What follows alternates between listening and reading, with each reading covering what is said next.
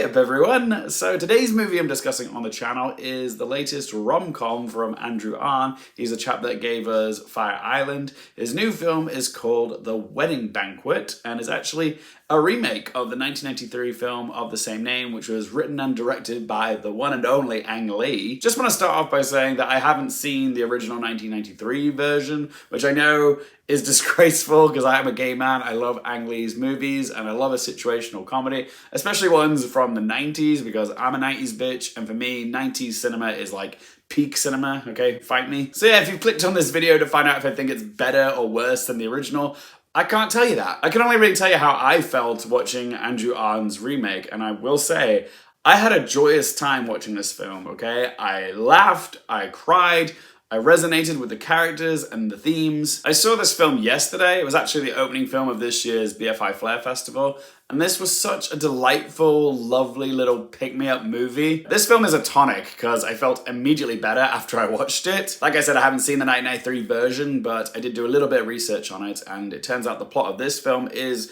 similar to the 1993 film, but it has been tweaked and updated slightly. The plot of this one is centered around two sets of queer couples. You've got Lee and Angela, played by Lily Gladstone and Kelly Marie Tran, and then you've also got Chris and Min, played by Bowen Yang and Ji-Chun Han. They're all close friends, they've known each other for a long time. Chris and Angela actually went to college together, and yeah, they all kind of live together, well, sort of, because Lee and Angela own this cute little house in Seattle, and Chris and Min, like, rent out their garage, essentially. Lee and Angela are trying to have a baby. They've had 2 rounds of IVF, which have been unsuccessful, and they can't really afford a 3rd round of it. And Min, who is an artist, his visa is about to expire and is getting a lot of pressure from his meddling grandmother, played by Yuh-Jung, to move back to Korea. So Min comes up with a proposal.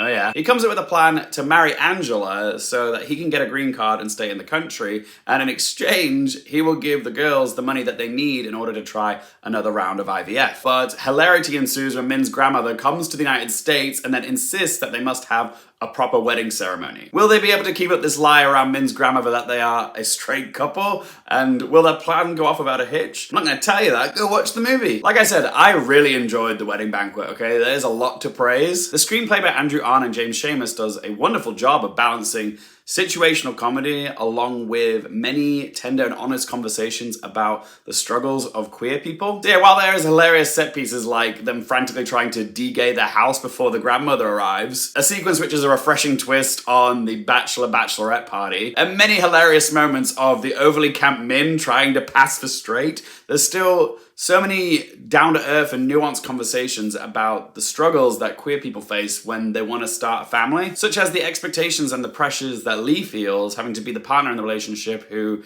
is the surrogate, the one that's going to carry the pregnancy through, but having 2 failed IVF attempts makes Lee feel bad because it feels like she's letting them down. It's a lot of pressure on her and her body. There's also the very relatable insecurities that Angela is feeling that she might not be cut out to be a decent parent, and I think that's something that a lot of us feel, that we're not equipped or responsible enough to, you know, take care of a child, and because Angela is still dealing with some generational trauma from her own mother, she's worried that she's also going to pass her messiness and trauma onto her own kids as well. And I think that's just a very universal fear, that we're going to pass on our baggage to our kids. Also, the script does explore the financial toll that queer people face to even have a baby. This hit especially hard with me because Glenn and I have been talking about if we want kids someday and how we might go about it. And yeah, we've been doing some research, and when I first heard the numbers and how much it might potentially cost us, I had a minor panic attack about it. There's a line of dialogue in this film where Angela flippantly says, "If it happens, it happens," and Lee cuts in and says, "No, not for gay people." And it's so true. Like, if you've got a lot of love in your heart and you want to have a family, have kids of your own, as a gay person, it is not an easy path, okay? It's so much harder for us to have kids, and you gotta really, really want it. It's a real investment of both time and energy to make it even happen. So yeah, I definitely found myself identifying and resonating with the struggles of Lee and Angela in this film, but I also saw a lot of myself in Bowen Yang's character, Chris, because he is an insecure mess, a bit of a committophobe, and doesn't feel like he's good enough for his partner Min, who wants to settle down and get married. My partner Glenn is 6 years older than me, okay? He is maturer, he's more level-headed, he's more comfortable in his own skin than I am, and so many times throughout our relationship, I have asked myself, what does he see in me? What is he getting out of this relationship? Because honestly, there are days where I felt like I wasn't good enough for him. And that's why I really love the characters in this film, because I just saw little bits and pieces of myself in each one of them, whether it's their fears or their aspirations or their ambitions. I could see a little bit of myself in every one of them. And that's why I really love this movie, because it really is character driven. It really is an ensemble film, and every one of the characters, including Joan, Chen, and Yuh-Jung, are really fleshed out. Normally when I do one of my reviews, I would single one or two performances out who I think did stand out, but honestly, everyone is so good in this, and the script is so well balanced that it's hard for me to like single just one or two performances out, because everyone's so damn good. You could ask 100 people immediately after they watch this movie who they thought gave the best performance in this movie, and you would get a wide variety of responses, because everybody has their moment, everybody's bringing something different to the table. But yeah, if I had to pick just one to single out, I would probably say my favorite was Yuh-Jung as the grandmother, because her growth as a character is just so rewarding, because at first she starts off as like the narrow-minded, intolerant, blunt grandmother who's quite bossy. And it's so easy for a character like that, particularly in a rom-com, to come off as one note or one-dimensional, but Yuh-Jung manages to find so many layers of humanity within her. Not only is she funny throughout this film, but there's one scene towards the end of the film which is an absolute gut punch, okay? She had me bawling. Also, another thing that I really admired about this film was the costume designs, which normally isn't something I would point out in a film that's, you know, set in modern times. But my eyes were really drawn to Matthew Seminelli's costume choices. Even the characters' everyday clothes feel very lived in. Like, you can see the little holes in some of their t-shirts. But then there's the more lavish costumes which come during the wedding ceremony, which honor Korean customs. They were beautiful. But also there's this lovely garment that Min stitches together for his grandmother to wear during the wedding ceremony. And not only is it gorgeous, but it's also a lovely little metaphor for this film's message that you can take all these different individual pieces of fabric that don't necessarily match, but if you stitch them together, you can create something beautiful and meaningful, and it's just this perfect metaphor for chosen family. When it comes to my negatives to this film, I will say the script still does rely on some generic rom-com cliches, like the whole big romantic gesture in the final act, but truth be told, I actually kind of enjoyed it. It is sappy and cheesy, and that's the thing. I normally don't like gay media, which is overly saccharine, because I find it to be disingenuous to the gay experience. It's why I don't like films like Love, Simon or the TV show Heartstoppers. Don't come for me. I just don't like that it's overly romanticized and sickly sweet. But when you do like sweet and cheesy in small amounts, that's where I feel like it can work. And that's what The Wedding Banquet does, okay? It gives you just enough to make you feel hopeful and gooey, but not too gooey. So yeah, I think Andrew Ahn added just the right amount of sweetener. Shall we quickly talk about its Oscars chances?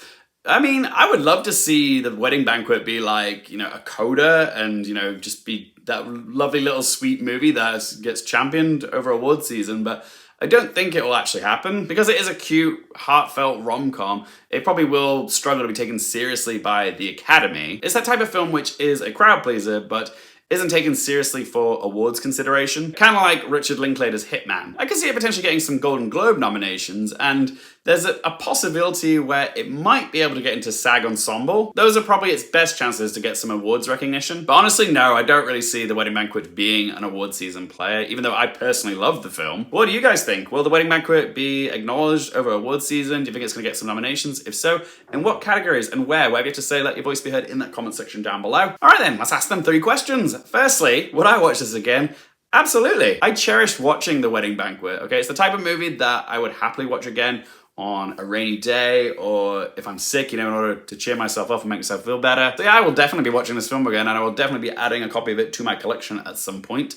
Question 2, do I recommend it for you guys? This is such an easy film for me to recommend to everyone, because it is such a warm, fuzzy hug of a film. And it's one of those rare films where I can watch it with my partner, I can watch it with friends, and I can watch it with my parents or family, and everybody will have a good time watching it. It's rare for me to find a film which ticks all 3. It really is an all-rounder. But yeah, there's something for everybody in The Wedding Banquet. Like, there's flavors of other beloved comedies within the film. Like, it's got that whole lying for love plot of The Farewell, the silly playing it straight comedy of The Birdcage, and the comical exploration of family dynamics, particularly with big, family milestone events like weddings or going off to college, like in films like Crazy Rich Asians or even Coda. Yeah, The Wedding Banquet feels like an old school rom-com, only with a modern twist. So yeah, I do recommend it, okay? Go support this film, go watch it in a cinema, okay? It's definitely a film best to watch with lots of people. You'll laugh, you'll feel all the feels, you'll just have a good time watching it. And third question, what score to give out of 10?